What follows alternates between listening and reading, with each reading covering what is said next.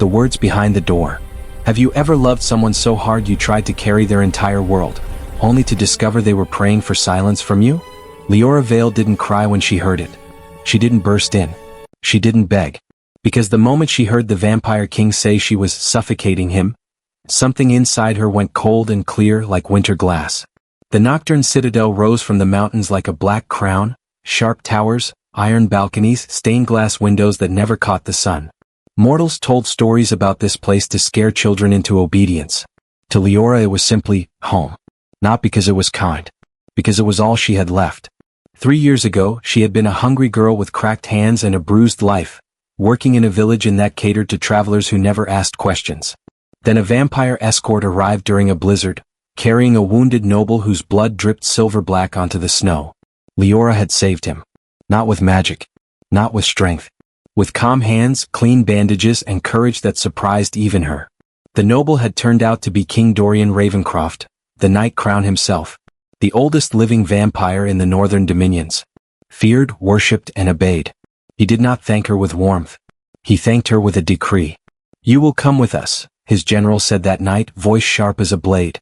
"The king requires a human attendant." It sounded like a sentence. It became her life. At the Citadel, Liora learned quickly, vampires could be elegant, educated, and breathtaking, and still cruel in the way they looked through humans like glass. She was protected, yes, because she belonged to the king's circle. But she was also always one mistake away from being reminded she was mortal, weak, replaceable. So she worked. Quietly. Perfectly. She arranged the king's schedules. Warmed his blood blend with rosemary and iron the exact way it eased his headaches. Translated old letters he pretended he didn't care about. Smoothed conflicts and council meetings with gentle logic. Stitched his skin when silver slowed his healing. And somewhere along the way she began to love him. Not because he was kind, but because she saw the man behind the crown, the exhaustion, the loneliness, the grief he kept locked behind cold eyes. She thought if she loved him enough, she could soften him into safety. So she became attentive, constant, predictable. A shadow that always arrived before he could ask. That night, the Equinox Council ran late, and Dorian returned tense, jaw clenched, shoulders rigid beneath his dark coat. Liora prepared his goblet exactly as he liked it and carried it down the quiet corridor toward his private study. The doors were heavy oak lined with warding runes. Normally no sound escaped, but tonight the air felt wrong. Liora lifted her hand to knock, then froze. Voices. A low male voice, General Cale Morcant, the king's second and oldest friend. "You can't keep refusing the Equinox Ball," Cale said.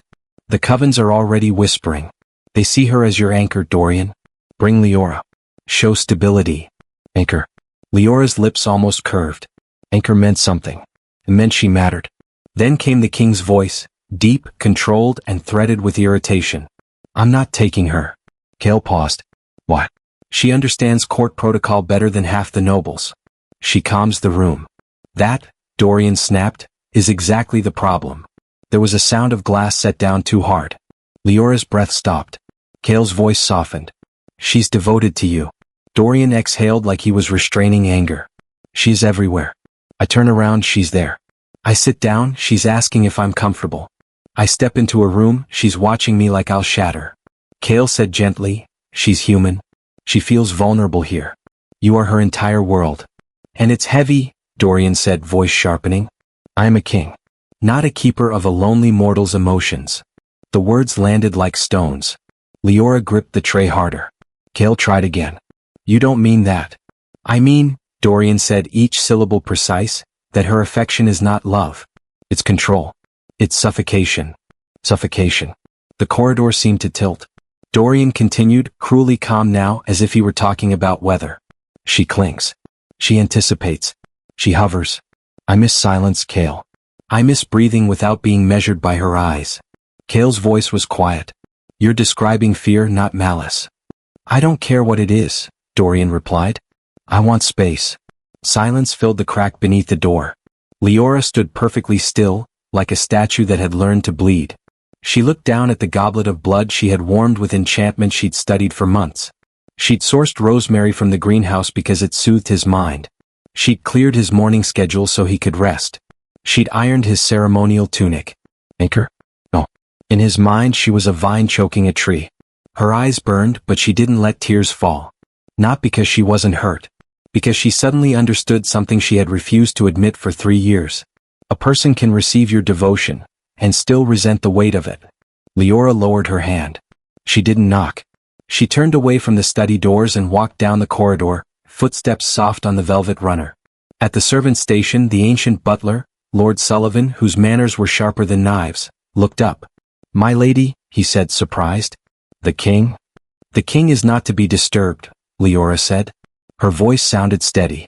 That frightened her more than any tremble would have. Sullivan blinked. "Not disturbed?" "He requires space," Liora continued, calm as a winter lake. "Absolute, uninterrupted silence. If he calls, then you may attend. Otherwise, no one enters his chambers without permission." Sullivan's pale brows lifted. "He will not appreciate." Liora's lips curved into something that looked like a smile but felt like steel. "He will finally be able to breathe." Sullivan hesitated. "And you, my lady?" "I will relocate," Liora said. "To the East Wing guest quarters. Tonight. The East Wing is cold. And used." "Perfect," Liora whispered. "So is my heart." Sullivan's eyes flickered with something that almost looked like respect. He bowed. That night, Liora packed quietly. She didn't slam drawers. She didn't dramatize her pain. She folded each dress like she was folding away the girl who had hoped. She moved into the East Wing, a corridor where the candles were older and the air smelled like stone and time. A single room waited there, simple bed, small desk, cracked mirror. She sat on the edge of the bed and pressed a hand to her chest. Her lungs drew breath. For the first time in 3 years she realized she had been holding it, living to anticipate him, living to be useful enough to earn love. If he wanted space, she would give him oceans. The next morning, Dorian woke to light leaking through a gap in the curtains. He groaned. Usually the curtains were drawn tight because he hated the sting of dawn even through thick glass. "Liora," he called, voice rough with sleep. "Fix the curtains." No soft footsteps answered. No quiet "Yes, my king." He sat up. The other side of the bed was made, not merely empty but cold, perfectly smooth. His robe was not laid out. The goblet of warmed blood was not on the bedside table. The air smelled stale. A small irritation pricked at him. Where is she? He dressed himself, annoyed by the delay, and walked into the hall. Too quiet. He strode into the dining chamber. No place setting. No folded paper with council notes. No gentle voice reading him the updates he pretended not to listen to. He snapped his fingers. Sullivan appeared at once, bowing. "Where is breakfast?" Dorian demanded. "And where is Liora?" "Breakfast can be prepared immediately, Your Majesty," Sullivan replied smoothly. "As for Mistress Liora, she has already eaten." Dorian's brows drew together. "Without me?" "Yes, sire. She took a light meal in the East Wing at dawn." "The East Wing," Dorian repeated as if the words were wrong. Sullivan continued, "She left instructions that you were not to be disturbed unless you specifically called for her." Dorian paused. A faint, uneasy memory flashed, his own voice behind the study doors. "Suffocating. I want space." He shoved the thought away. "Fine," he said sharply. "Let her play whatever game she's playing." He sat and was served. The blood was cold. He took one sip and scowled. "This is cold." "I do not possess the warming enchantment Mistress Liora uses," Sullivan said. Dorian's jaw tightened. "Then learn." Sullivan bowed. "As you wish." Dorian ate in silence. At first it felt like victory. But as minutes passed, the quiet grew heavier than sound. The scraping of cutlery against china became unbearable. The ticking clock in the corner seemed louder than thunder. He finished and marched to the war chamber. The generals waited around the map table. The chair beside the throne seat, where Liora always sat as his scribe, was empty. Dorian's gaze cut to Kale. "Where is she?" Kale looked uncomfortable. "She sent a note, sire. She said her presence is unnecessary clutter, and she trusts your judgment." Unnecessary clutter. Those words struck too precisely, like a mirror held up to a face he didn't want to see. Dorian snapped, "She is my scribe." Kale gestured to a young vampire in the corner clutching a notepad. "Thomas is filling in." The meeting began. Without Liora's calm summaries, arguments exploded. Old rivalries flared. Two generals nearly came to blows. Dorian's headache returned so fiercely his vision blurred. By the time he stormed out, he reached into his coat pocket out of habit. where Liora always tucked a small vial of lavender oil when she noticed tension in his jaw. Empty. He stopped in the corridor, anger rising, then shifting into something worse. A strange tightness in his chest. He told himself it was annoyance. He told himself she was being childish. But the truth was simpler and more dangerous. He hadn't seen her face in almost a full day, and the silence was already starting to scream. That afternoon, Dorian stalked toward the East Wing. He told himself he was going to order her back to her duties. He told himself he didn't care. The East Wing was colder, dustier, shadows thicker. He reached the guest suite at the end of the hall and tried the door. Locked. His eyes narrowed. He knocked once, hard. Liora, he called. Open the door. Pause. Then her voice came through the wood, calm, polite, and painfully distant. I'm meditating, Your Majesty. I cannot be disturbed. Open the door, he repeated, voice sharpening.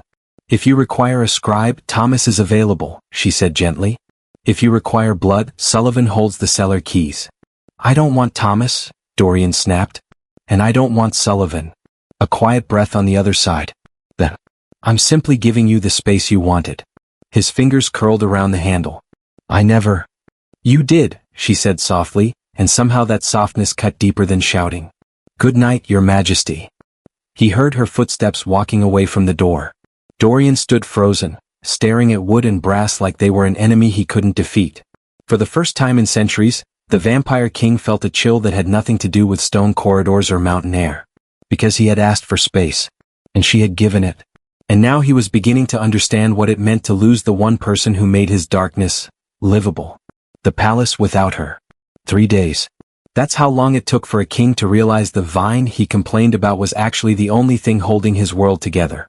Dorian kept his face expressionless in court, dispensing justice like he always did, cold, perfect, untouchable.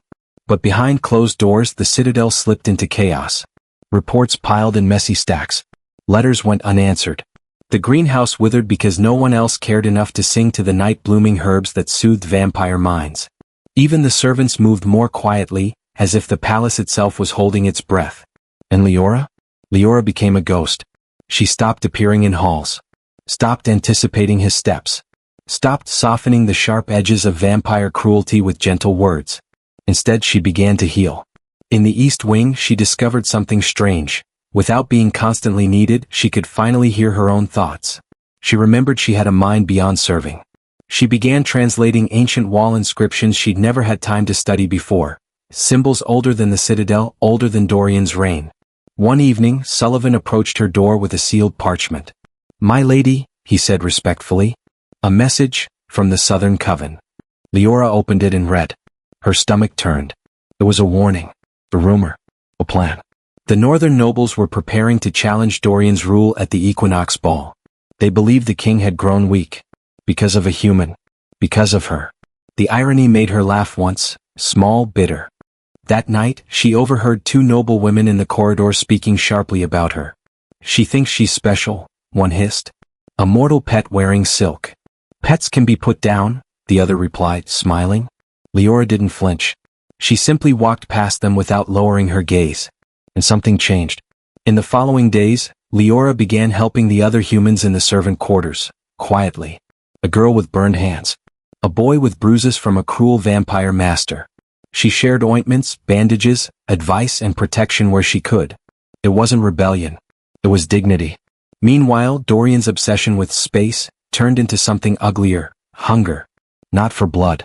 For her presence. He started drifting toward places she used to be, the library, the garden, the balcony she loved. Each time he found emptiness. On the 4th night, Kale cornered him in the war chamber. You did this, Kale said bluntly. Dorian's eyes flashed. Watch your tone. Kale didn't back down. You made her feel like a burden. Now she's acting like one, by removing herself. I never told her to leave. You told her she was suffocating you. Silence. Dorian's jaw tightened. She shouldn't have been listening. Kale's voice softened. Or maybe you shouldn't have been so careless with the heart of someone who gave you everything. That night, Dorian stood outside the East Wing again. This time he didn't roar. He just said quietly, Liora, open the door. Her voice came distant. What do you need, Your Majesty? He swallowed something sharp and unfamiliar. I need, he stopped. A king didn't say these words. But he forced them out anyway. I need you. Behind the door there was silence. Then softly, you wanted a king's freedom. I'm not taking it from you anymore. And Dorian realized he had a new problem. He couldn't command love back into existence. The Equinox trap. The Equinox Ball arrived like a storm in silk. The night court gathered under chandeliers made of dark crystal. Nobles smiled too sharply. Alliances shifted like smoke. And somewhere beneath the music, betrayal breathed. Dorian walked in alone. That single detail sent whispers racing like fire. Where is the human? She left him.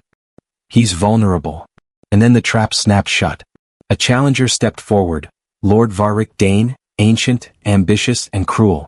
You appear unanchored, Your Majesty, Varric said with a polite bow that mocked respect. Perhaps it's time the court discussed leadership. Dorian's eyes narrowed. Say what you mean. Varric smiled. I mean, the Night Crown should not be ruled by sentiment. The council murmured approval. Dorian felt rage rise, then something colder. Because he realized they had always been waiting for weakness. And Liora had been the shield they couldn't break. But Varric wasn't finished. He clapped once. Guards dragged in humans from the servant quarters. Trembling, terrified. Dorian's fists clenched. What is this? A demonstration, Varric said smoothly. A king who allows humans too close forgets what they are. Tools. Food. Entertainment. Dorian's voice turned lethal. Release them. Varric leaned in. Or what? You'll show mercy in front of the court? That's exactly why you're unfit. And then, a voice cut through the ballroom, clear and calm. Let them go. Heads turned. Liora stepped forward. Not in servant cloth. In a simple, elegant dress, deep midnight blue, hair braided like a crown, posture straight as a blade. The room went silent. Because she walked like someone who had stopped apologizing for existing. Dorian's breath caught. Not because she looked beautiful, though she did. Because her eyes were different. Steady. Unafraid. Varric smirked.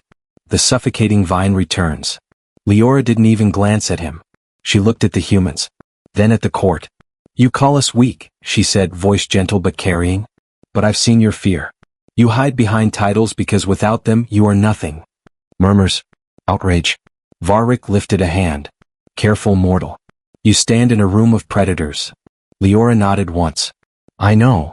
Then she turned to Dorian, finally meeting his eyes. I didn't come for you, she said softly. I came for them. Dorian's chest tightened.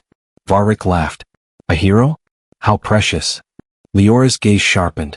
Also, I came because you're wrong about one thing, Lord Varric. And what is that? Liora lifted her chin. You think humans are powerless? Then she spoke a sentence, an ancient phrase that made every vampire in the room go still. It wasn't Latin. It wasn't Gaelic. It was older. The language carved into the citadel's bones. The first tongue. Dorian's eyes widened. Because only one bloodline knew that language. The line tied to the citadel's original covenant. The covenant that bound the vampire kings to their throne. Varric's smile faltered. And Dorian suddenly understood. Liora wasn't just an attendant. She was a key. The curse and the choice. After the ball, the citadel trembled with unrest. The court demanded answers. How did a mortal know the first tongue? Cale demanded truth. Dorian demanded privacy. But Liora demanded something else. Respect. In the old library beneath the citadel, she revealed what she'd discovered in the East Wing inscriptions. A curse had been placed on the Ravencroft line long ago, one that slowly turned kings into monsters if they lost their humanity completely. The first tongue wasn't just language. It was a binding. And Liora's mother, whom Liora believed died in a fire, had been part of an ancient order sworn to keep that binding intact. Meaning Liora wasn't destined like a fairy tale. She was burdened by inheritance. Dorian listened, face tight. So you stayed near me, he said slowly, because you were assigned. Liora's eyes flashed. At first? Yes. I was brought here. I did what I had to do to survive. His voice went colder. And then? Liora stepped closer, fearless. And then I loved you anyway. Those words cracked something in him. Dorian's hand lifted, hesitated as if he didn't deserve to touch her. I was wrong, he said, voice low. About the suffocation. About you. Liora's expression softened just slightly. You weren't wrong that I was losing myself. Dorian swallowed. I don't know how to be loved without feeling trapped. Liora looked at him for a long moment. Then she said the hardest truth. You don't need more space. You need healing. That night an assassin struck, sent by Varric. The blade was silver and laced with poison meant to kill kings. Dorian fought like a storm, until the poison hit his veins and his vision went black. Liora caught him before he fell. And as she held the most powerful vampire alive in her arms, she realized the world could still take him from her. She carried him to the hidden chamber beneath the throne, where the first tongue-binding circle was carved. And she made a choice. Not to be his caretaker. Not to be his shadow. But to stand as his equal, saving him because she wanted to, not because she had to. She spoke the first tongue again, hands trembling as ancient power answered a human voice. The poison burned out. Dorian woke, gasping. And for the first time he looked at her like she was not a servant, not a human pet, but a queen he hadn't earned. The space between crowns. Varric's rebellion came swiftly after his failed assassination. He gathered supporters. Promised a pure vampire rule. Promised humans would be reminded of their place. But the Citadel had changed. Because Liora had changed. And Dorian had changed too, learning the difference between love and control, between protection and possession. The final confrontation happened at dawn, on the bridge of black stone that led into the Citadel. Varric arrived with guards and snarling certainty. You will hand her over, he demanded, and prove you are still a king. Dorian stepped forward, voice like thunder. A king does not prove himself by cruelty. Varric sneered. Then you're no king. Liora walked beside Dorian, shoulder to shoulder. Not behind him. Not clinging. Just present. And that image, human and vampire standing as equals, shook the rebels more than any weapon. Varric attacked. The battle was brutal, fast, and cold. But in the end it wasn't Dorian's strength that defeated Varric. It was the court's realization. Varric's strength was fear. And fear is a weak foundation for a kingdom. Kale arrested Varric. The rebels fell. Justice was served, not with humiliation but with truth. You wanted power, Dorian told Varric, but you never learned respect. Then Dorian did something no vampire king had done in centuries. He abolished the worst human servitude laws inside the Citadel walls. Not because Liora asked, because it was right. Because he finally understood what she had been trying to teach him with her quiet kindness. Power without compassion is just another kind of monster. That night, in the quiet garden where night flowers bloomed, Dorian approached Liora slowly, like a man who feared breaking what he cherished. I'm afraid, he admitted, voice rough. Leora's gaze softened. Of what?